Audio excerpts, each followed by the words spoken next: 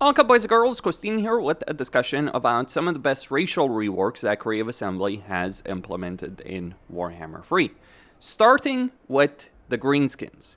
I know there are plenty of people who don't necessarily have a great perspective about the Greenskin rework. I would say primarily the reason for that is that they've limited the recruitment slots that Greenskins do have. And I can understand that Greenskins should be about being able to recruit a large number of troops very quickly.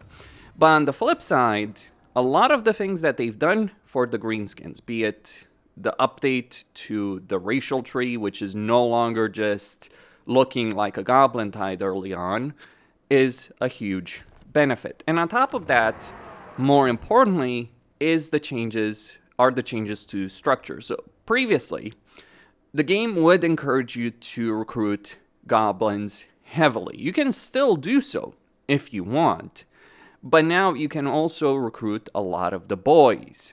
So if you want to make an entire orc army available to yourself, you now have access to that. Big Guns tier 2, Orc Archer Boys tier 2, Black Orc Big Bosses, and all other heroes available to recruit at tier 2, Black Orcs at tier 3. It does make for a far more varied and interesting army that you can use as the Greenskins. The only major downside I would say that exists for the Greenskins is that Orc Shamans require you to get to tier 4 to increase capacity. Well, it's not just Shamans, it's also Night Goblin Shamans, so both your magic casters or your primary magic casters are increasing capacity only at tier 4. So that's a bit of a downside. But outside of that, Greenskins do work better from my perspective than they did before. A lot more variety of units, and while certainly you can't just recruit masses of goblins as easily as you did before, there is still a huge level of capability for the Greenskins. Of course, we could also talk about how you can no longer get both the raiding stashes and the pile of shiny stuff, so you have to choose. Do you want to improve your income from sacking and looting settlements, or do you want to just get money?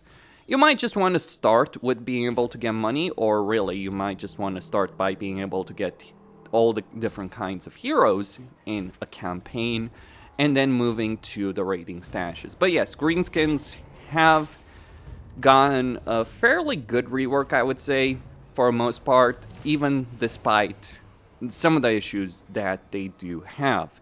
Issues like Azang not having unique campaign mechanics. Grimgor doesn't either, but Grimgor, well, he has a lot of Black Orc Big Bosses that you can recruit quickly, so he is very powerful. I also think that the updates for Skarsnik and Warzag do end up working out. And really, I think Skarsnik in himself benefits a lot from the redesign of the Greenskins. So does Grimgor, so does everyone else. Though, worth pointing out, I'm not ranking these based on Legendary Lord reworks, I'm just considering the racial updates that Creative Assembly did. Of course, the racial updates do affect Legendary Lord. So for instance, with Warzag, because we got Savage Orc Great Shamans who do have the ability of giving physical resistance to Orc Boys or Orc Infantry units, Savage Orc playstyles do suddenly work a lot better, from my perspective. At number 4, we have the Empire. Now, it should be clear that the benefits that Karl Franz, Elspeth, and Gelt have in their own campaigns because of their unique campaign mechanics are one thing. The actual racial dynamics, a completely different affair. I would say the biggest change that the Empire got is that Imperial Authority no longer works the way it did before. So Imperial Authority was a really significant roadblock for both Karl Franz and Gelt pre-Empire rework. Now, the way Imperial Authority does function is that the more of the Empire you control, the more benefits you have. Sure, you can have debuffs, but to be quite honest, even when you're looking at declining Imperial Authority, it isn't necessarily too big of a problem. It's only when you start looking at the nation has crumbled that things do get worse, but even then, it's only 4 territories in the Empire. So it's not something that affects you faction-wide. In fact, you can play an entire Imperial campaign without really caring about the Empire. in itself. Even as Karl Franz, like, one of the things I actually like doing as Karl Franz is conquering Bretonnia because, well, he gets population surplus, so Bretonnia ends up being more useful. But even so, Imperial authority, not necessarily perfect, but substantially improved. But when we look at the Empire, they did not get a research tree update, which maybe they should have, but what they did gain with their reworks, well, one of the things that's really important is they got new skill lines for their lords and heroes, which has made them far more useful. And this cannot be understated. And by the way, this applies to every other race that's on this list. Skill line updates are a very important thing. But fundamentally, for the Empire, it's the unit variety that they've gained with their rework. Previously, a lot of the cool units would just be locked behind 2 high tiers, or you would just have things that were a bit ridiculous, like Spearman with Shields being a tier 2 unit was nonsensical.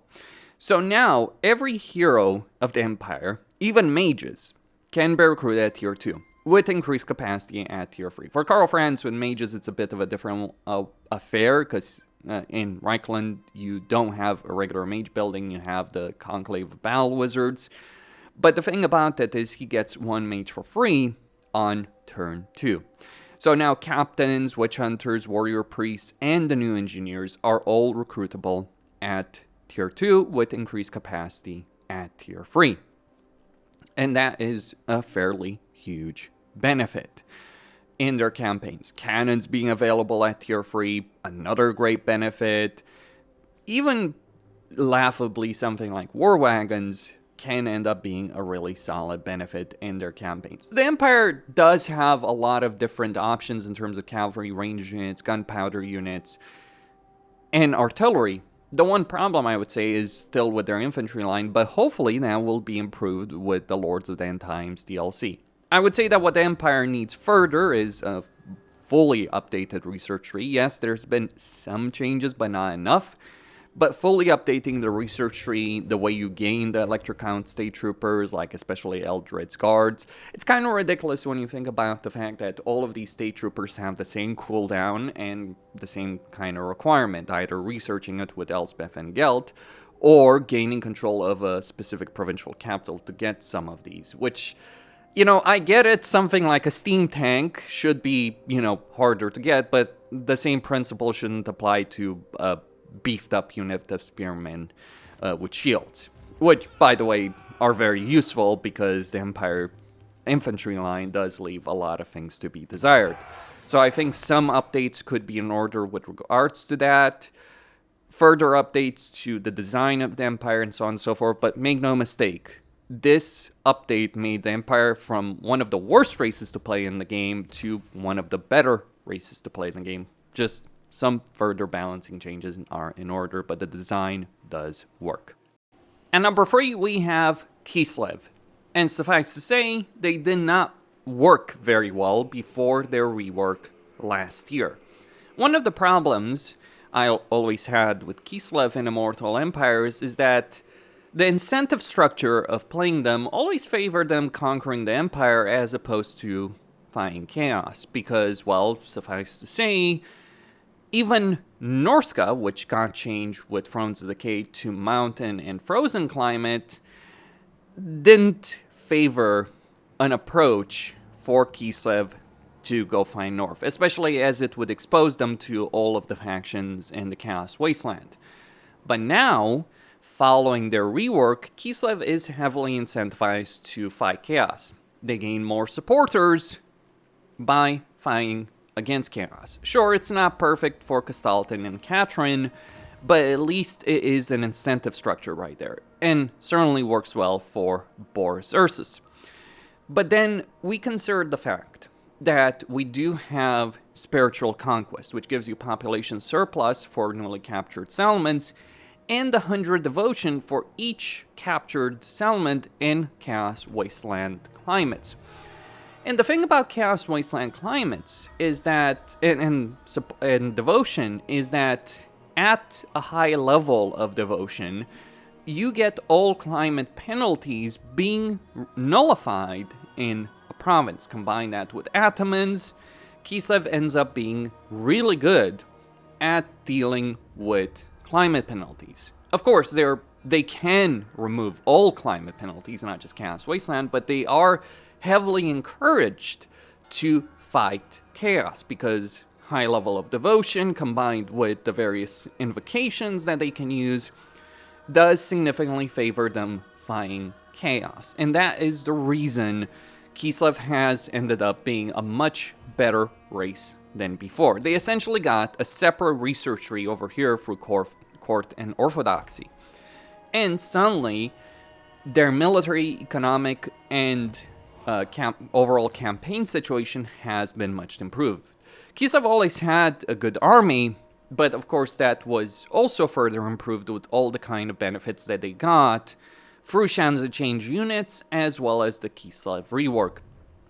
That further improved their economy, gave them many kinds of different tools and benefits to using those tools, as well as the change to Ice Witch Lord's traits. So for instance, you look at Architect, Logisticon, or even Glacial Blaster, for instance, and you end up with a much better situation for Kislev to deal with in their campaigns, and you end up with a race that feels very appropriate to what Kislev should be doing in the lore, which is, again, fighting chaos. So that makes sense, that works, and it is one of the better reworks Creative Assembly has done.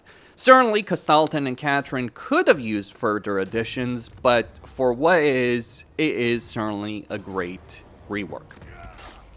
At number 2, it is Khorne. Pre-rework, Khorne used to be very strong, but now they're also very strong, but work better as a race.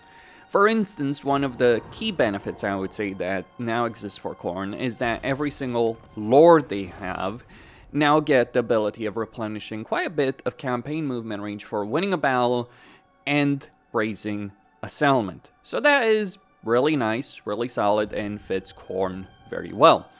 Previously, Khorne would struggle from an economic perspective, which is a bit ridiculous when you think about the Blood God. And also, you would just kind of be abusing Skarbrand's mechanic in order to raise as many settlements as you could per turn, and then just move on. That has changed significantly in a campaign. We get a new research tree, which is substantially better than what we had previously, especially when you consider Death, Blood. You now have the ability of getting Lord and Hero Recruit rank for various heroes and increasing their capacity early on. You do get all kinds of different benefits over here through technology for both military and campaign benefits. You now have a much better Skull Throne over here that you can use. And you're encouraged to use these kind of tools. Another thing that I really like about Khorne, beyond the campaign changes, is that previously with Khorne, you would just basically recruit a bunch of Chaos Warriors of Khorne, and you would defeat everyone that stood in your path with them. And given the pacing that you had in a campaign, you didn't have much reason to recruit anything else. Things were too expensive, or too high tier, or too long to recruit. But now you do have a wide variety of units that you can unlock relatively quickly. Sure, it is a bit of a downside that you do start with the Demonic Settlement as either Skulltaker or Skarbrand, and it is annoying to have that differentiation because, all cannons are freaking amazing, and we should have them by default. But all the same, you do have a lot more units that are available. Like, previously, before the rework, I would never recruit Minotaurs of Khorne, but now they are far more available. Basically, the way Khorne used to work is that it was fully based on Skarbrand's army getting things done, and the race itself was just kind of built around that. Now, the way Khorne does work is more favoring you building an empire regardless of the legendary lord you're going as. Sure, Arbol has worldwide teleportation, but teleportation is still available through cults. You can still get a lot of cultists, and you can bring any legendary lord to the fight doing so. So the kind of variety that you end up having in a campaign has been increased substantially. And while, yes, Khorne units are very melee focused, there is a good variety of different melee units to use, from, Chaos Warriors with dual weapons, Chaos Warriors with halberds, then you get Chosen, Skull Reapers, Cav. Suffice to say, these units have different purposes. Like, regular Chaos Warriors are just great against ranged units. Dual weapons are good at dealing with all kinds of infantry blobs. Halberds are, well, pretty good at dealing with cavalry for very clear and obvious reasons. And of course, you do have demonic units. You get Khorne Gorers even, which, by the way, I think out of the various gore units that have been added, I mean, Sangors are pretty good, don't get me wrong, but I do think Khorne Gorers are also really, really good as units as well. I mean, certainly they're not Pestigors and Slangors, which honestly I feel those two units are kind of useless, whereas Khorne Gorers and Sangors are actually pretty useful. Far more damage heavy in bonus versus large, so pretty solid unit. And just because you have a bunch of infantry doesn't mean that those infantry is just play in the same way. They have different roles, different reasons for you to recruit them. So while Khorne is not the most quote-unquote complex race, it does get the job done, and it does provide a fairly interesting campaign experience. Well, insofar as Warhammer 3 does allow. And finally, at number 1, we have the Dwarves. What is there not to like about the Dwarves? Their units, lots of great things. Infantry, ranged units, artillery, or flying ranged units that are available. Even Slayers, if you want to use them. Personally, I'm not too big of a fan of Slayers, but it is a playstyle that can work. Maybe not as well as some other playstyles, but again, it is viable. So that's one of the great things about Dwarves. Previously, it was just like the best playstyle was Grudge Throwers and Quarrelers. Nowadays, you use a bunch of different things, and they all work, and they're all viable, and I think that's how any race should work. Give you the tools and allow you to pick what you think works best for you as a player. It's awesome going from, having gunships to having flamethrowers or flying flamethrowers. That's a pretty awesome playstyle. On top of that, you do have the Age of Reckoning, which incentivizes you to go out there and deal with foes, so short-term objectives that are constantly happening in a campaign and feeling dynamic. And then, of course, you do have both legendary grudges that require you to deal with certain specific foes or dealing with certain factions in order to get various benefits. I mean, I wish there were some way, at least with like elves, for instance, or some way that it could work in diplomacy, because maybe it shouldn't just be dwarf factions that take these territories. Maybe if an allied faction takes these territories, you can do it, especially with Norska. I mean, it is kind of ridiculous. You need to control all of Norska for this. But what if you like Kislev? Yeah, just bit awkward with respect to that. So just some weirdness, but overall, I think the system of Legendary Grudges and Confederation of Legendary Lords does make the overall campaign situation that Dwarves deal with substantially better. So you end up having short-term objectives, longer-term objectives, and you change the entire dynamic of your campaign depending on which Legendary Lords you're confederating and in which order you're confederating them. So let's say you're playing a foreground campaign and the first one you're confederating is Malachi, of course. But that's going to be a very different situation than, say, if you confederate Grombrindal first. And that same kind of dynamic campaign experience does apply regardless of which Legendary Lord you're playing and who you're confederating. And then you also have to consider faction potential, which Dwarven factions have done well under AI control and versus which ones have done poorly. Because some campaigns for Grim might end up dominating this entire area, other campaigns he might just be wiped out. So Dwarven campaigns feel very different every single time you play them. This is the reason why Malachi's campaign, who has midterm objectives with adventures, unrelated to the rework, but he has those midterm objectives with adventures. That's the reason why that's the most played campaign, and I think dwarves are easily, by far actually, at the moment the most played race in the game, because they work incredibly well given the dynamics of Warhammer 3. And that's all I had to say. Costin signing out, and stay tuned for more in 2026. Hopefully it will be a much better year than 2025.